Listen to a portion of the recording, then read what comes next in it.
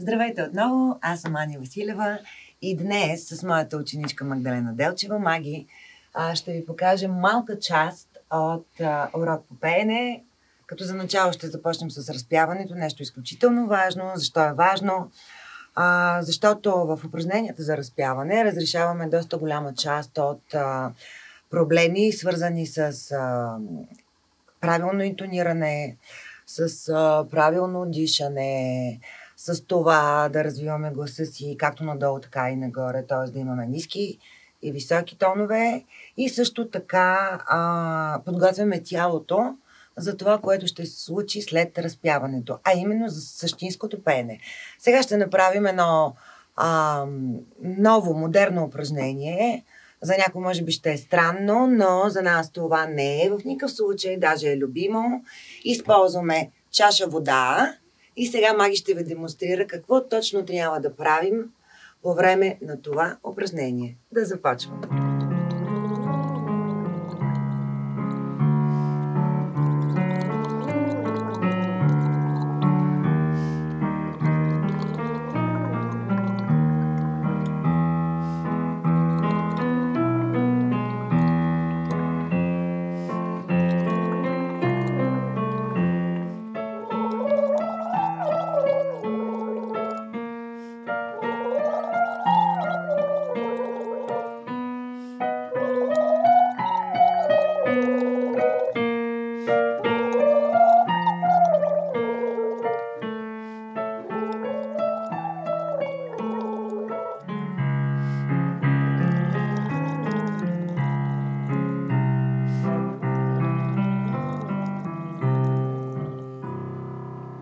Да си глътнеш водата. Водичката всъщност, която държа в ръцете си, от нея използваме много малко количество.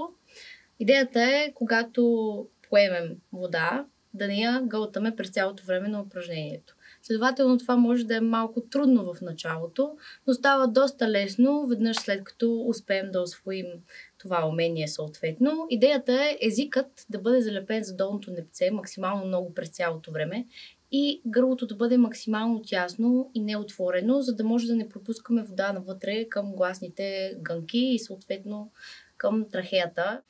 А сега ще чуете малка част от песен, която Маги ще изпълни по време на нейният урок.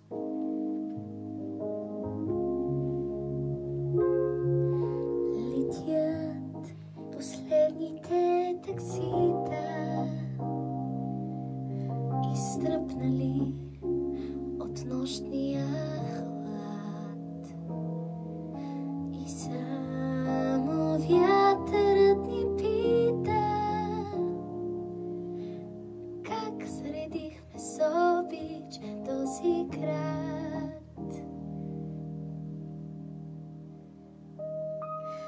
Но целувки няма време да отговорим и зато и мълчим, а вятърът от нас ще вземе за своята песен дъх неповторим и няма да пропусне влюбен да му прошепне нашите мечти, които може да изгубим, но аз без тебе и без мене ти. Очудени ще чуем скоро това, което крием в този час. Щастливи непознати хора, неповторимо ще повтарят нас. Неповторимо ще повтарят нас.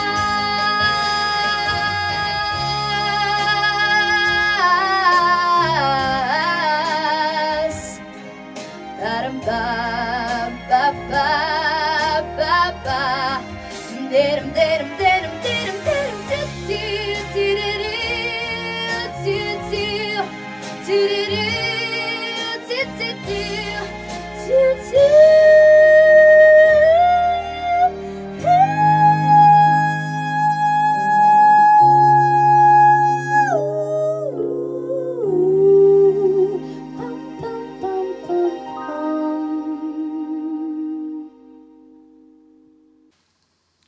Това беше един съвременен прочит на великолепната песен из репертуара на Камелия Тодорова "Прошепнати мечти". Това беше погледа на Маги върху нещата. В началото беше много добре, бяха ти къси фразите по начина, по който е структурирана самата песен с по-къси мелодически фрази. Това ми хареса много.